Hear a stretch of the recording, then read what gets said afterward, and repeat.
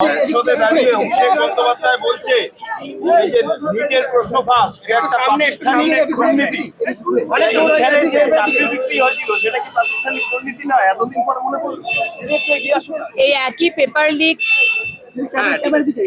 একইভাবে paper leak হয়েছে কংগ্রেস গভর্নমেন্টে, কেরালা সরকারে, আপ সরকারে, নন্দীগ্রামে গুলি চলেছে, সিপিএম আমলে বুদ্ধদেব বাবু ডিজাইন করেননি, 26,000 চাকরি গেছে, মমতা ব্যানার্জি, অভিষেক ব্যানার্জির পিসিমা ডিজাইন করেনি। সুতরাং বলা খুব সহজ, করে দেখানোটা কঠিন, যেটা আমাদের কেন্দ্র সরকার এবং আমাদের সম্মানীয় এক্স এডুকেশন মিনিস্টার করে দেখিয়েছেন। কারণ আমাদের কাছে আমাদের সন্তানরা সর্বপ্রথম, দেশ সর্বপ্রথম। বিহার তো মামলা প্রত্যাহার করার প্রক্রিয়া শুরু করে দিয়েছে, পশ্চিমবঙ্গ সরকার কি ভাববে এ বিষয়ে দেখতে হবে। কারণ যারা যারা সেখানে গেছিলেন তারা যদি, ইস্যুটা হচ্ছে স্টুডেন্টসদের, তারা যদি স্টুডেন্টস হয় অবশ্যই প্রত্যাহার করা হবে, যেভাবে আদালত জারি করেছেন। কিন্তু কেউ যদি শিক্ষক মানে স্টুডেন্ট না হয়, তারা যদি তাদের নিজস্ব এজেন্ডা করার জন্য, সামনে আনার জন্য দেশ বিরোধী কাজ করবেন, পুলিশকে মারধর করবেন, আপনাদের ওপর, সংবাদ মাধ্যমের ওপর, আমার মহিলা সংবাদ মাধ্যমের ওপর, জার্নালিস্টদের ওপর শ্লীলতাহানি হবে, এইটা আমরা আমাদের সরকার মানতে পারবো না। কিন্তু বিষয়টা ভেবে দেখা হবে। লোকসভায় সংশোধনী বিল, কিন্তু সেখানেও হইহট্টগোল করতে দেখা যাচ্ছে বিরোধীদের বারবার। দুর্নীতি প্রশ্নপাশ এগুলোই কি চায় বিরোধীরা? সেটাই তো চায়। কারণ আজকে যেটা বলা হচ্ছে যে স্পেশাল টাস্ক ফোর্স বানানো হবে, যদি কোনো স্টেটে এই ধরনের প্রশ্ন ফাঁস হয় তাহলে এসটিএফ সেটার তদন্ত করবে। এবং আপনারা জানেন, যেটা আগে কয়েক লক্ষ টাকা ছিল, এখন ইন্ডিভিজুয়াল হলে অনেক বেশি টাকার অঙ্ক ফাইন বাড়ানো হয়েছে। এটা বোধহয় ইনস্টিটিউশন থার্ড পার্টি হলে প্রায় 10 কোটি টাকার ফাইন দিতে হবে, 5 বছর থেকে 10 বছরের জেল। এবং এসটিএফ যেটা স্পেশাল টাস্ক ফোর্স যেটা গঠন করা হবে, সেখানে রাজ্যেরও পুলিশ থাকতে পারে, রাজ্যেরও থাকতে পারে, এখনো তো সেটা হয়নি।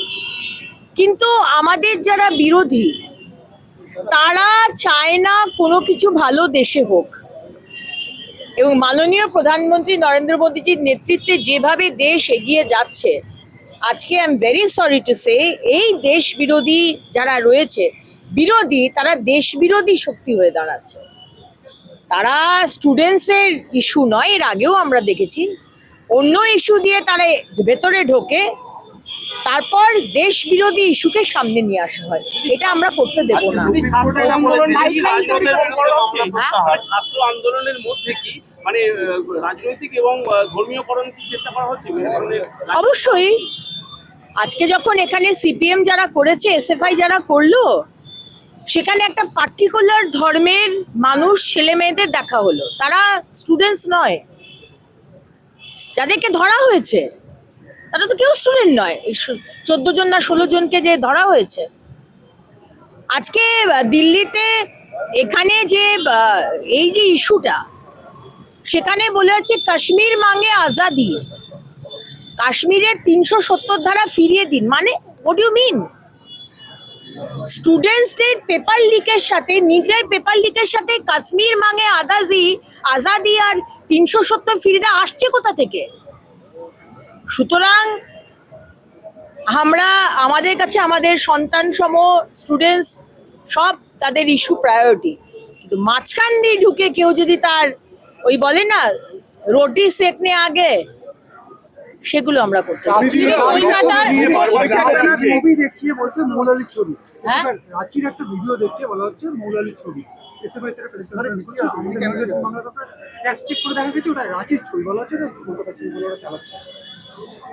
এসএফআই বামফ্রন্ট তো চিরকালই টিএমসি বি টিম হয়ে কাজ করেছে। আজকে টিএমসি নিশ্চিহ্ন হয়ে গেছে, এসএফআই আর বামফ্রন্ট তো নিশ্চিহ্ন। কিন্তু কিছুভাবে তো নিজের রেলেভেন্সটাকে রাখতে হবে। এতটুকু তো হোমওয়ার্ক করে আসবেন যে যেটা দেখাচ্ছেন সেটা যে মৌলালির নয়, সেটা যে রাঁচির, থ্যাঙ্কস টু নিউজ 18। এটাই হচ্ছে এদের এই যে এজেন্ডা, নিজস্ব এজেন্ডা নিয়ে এসে নৈরাজ্যের সৃষ্টি করা। এটা আমরা করতে দেব না।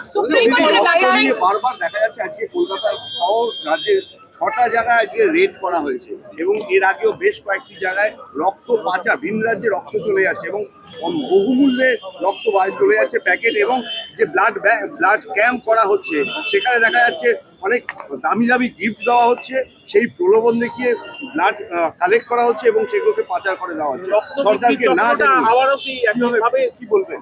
আজকে রক্ত বলুন, মানুষের অর্গানস বলুন, বিভিন্ন রকমের জালিয়াতি দুর্নীতি হয়েছে, কিন্তু আজকেও এই ভবানী ভবনের সামনে দাঁড়িয়ে আছি। মাননীয় মুখ্যমন্ত্রী কিছুক্ষণ আগে যে অনুষ্ঠানটি করলেন সেটা হচ্ছে আমাদের পুলিশ অফিসার যারা রাস্তায় দাঁড়িয়ে ভেজে, মাননীয় মুখ্যমন্ত্রী বলছিলেন একদিন যাচ্ছিলেন, দেখছেন রাস্তায় দাঁড়িয়ে তারা ভিজছে, মাননীয় মুখ্যমন্ত্রীর জন্য তারা রাস্তায় দাঁড়িয়ে রয়েছেন, ট্রাফিক সামলাচ্ছেন।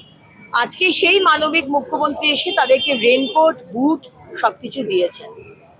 এবং আজকে মুখ্যমন্ত্রী যেটা করলেন সেটা হচ্ছে 4টে নাম্বার দেওয়া হয়েছে। আমাদের সরকার, মাননীয় মুখ্যমন্ত্রী শুভেন্দু অধিকারীর সরকার, 0 টলারেন্স টু করাপশন। এবং এই যে 4টে নাম্বার, কেউ যদি তোলাবাজি করেন, সিন্ডিকেট করেন, কেউ কাটমানি খান,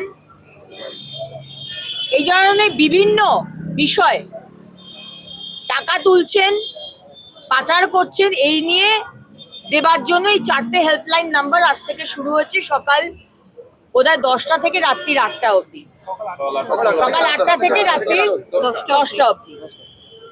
কিন্তু এটাও জানবেন, মাননীয় মুখ্যমন্ত্রী এটাও বলেছেন, কেউ যদি কারুর ওপর কোনো ভেন্ডাটা রয়েছে, আপনার কারুর সাথে দুশ্মনী, আপনি ফোন করে বলে দিলেন ওকে ধরতে, সেটাও যদি আমরা জানতে পারি তাহলে যে কমপ্লেন করছে তাকেও কিন্তু গলা ধরে নিয়ে আসবো, এটাও জেনে নিন। কলকাতার ওয়ার্ডের মানচিত্র বদলাচ্ছে দিদি। রিপোর্ট জমা দিয়েছে, মানে কোর্টে জমা দিয়েছে, ডাক্তারি রিপোর্ট নিয়ে বিতর্ক, কারণ ডাক্তারের নাম আছে কিন্তু রেজিস্ট্রেশন নাম্বার নেই। অভিষেক ব্যানার্জি কোর্টে যেটা গলার আওয়াজ, না না না, কোর্টে যেটা চোখের ডাক্তার, বিদেশে যাওয়ার যদি হাইকোর্টে জমা দিয়েছে সেখানে ডাক্তারের নাম আছে কিন্তু অভিষেক রেজিস্ট্রেশন নাম্বার নেই। ব্যানার্জির আমি জানি না, জন্ম থেকে মৃত্যু অবধি যে প্রসেস, টিএমসি এই প্রতিটা প্রসেসের মধ্যে দুর্নীতি করেছে। এবং অভিষেক ব্যানার্জির ওই ডায়মন্ড হারবার মডেলে সেবাশ্রয়ের যে দুর্নীতি আজকে তো দেখতে পাচ্ছি আমরা। হোমিওপ্যাথি ডাক্তার, আয়ুর্বেদিক ডাক্তারকে দিয়ে অ্যালোপ্যাথি ডাক্তারের ওষুধ দেওয়া হয়েছে, ভুল ওষুধ খেয়ে পা কাটতে হয়েছে, এমনও ইনস্টেন্স এসছে। সুতরাং অভিষেক ব্যানার্জির প্রেসক্রিপশন বা যার নাম দিয়েছেন সেই ডাক্তারের রেজিস্ট্রেশন নেই, তাতে এই দলটাই হচ্ছে সমস্ত 2 নম্বরই চিটিংবাজদের দল। তাই জন্য যাকে ডাক্তার বানিয়ে নিয়ে এসে সে হয়তো আদৌ ডাক্তার নয়, মানে হতেও পারে সে ডাক্তার, কিন্তু অদ্ভুত ব্যাপার যে আদালতে যে যার নাম দিচ্ছে সেখানে ডাক্তারের রেজিস্ট্রেশন নাম্বার খুঁজে পাওয়া যাচ্ছে। প্রকাশ করা হয়নি কখনো বিধানসভায়, এবার এক রিপোর্ট প্রকাশ করেছে এবং একাধিক দুর্নীতির বিষয় সামনে আসছে অডিটের মাধ্যমে। হবে তো, আমরা তো আমাদের মাননীয় মুখ্যমন্ত্রী এমনি তো বলেননি 0 টলারেন্স টু করাপশন। আগের সরকার যা যা ঘোটালা করে গেছে, এতই বোকা সরকার ছিল যে ভেবেছিল তাদেরকে কেউ কোনোদিন সরাতে পারবে না, ঠিক যেভাবে বুদ্ধবাবু যে ঔদ্ধত্য দেখিয়েছিলেন কোনো এক সময়।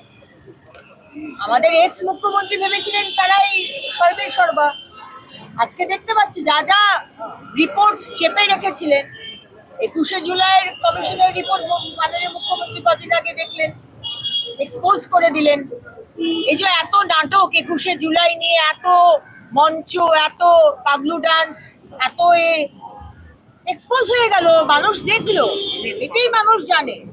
আর এটা রিপোর্ট এলে আরো বুঝতে পারবেন কিভাবে চুরি করেছে আগের সরকার।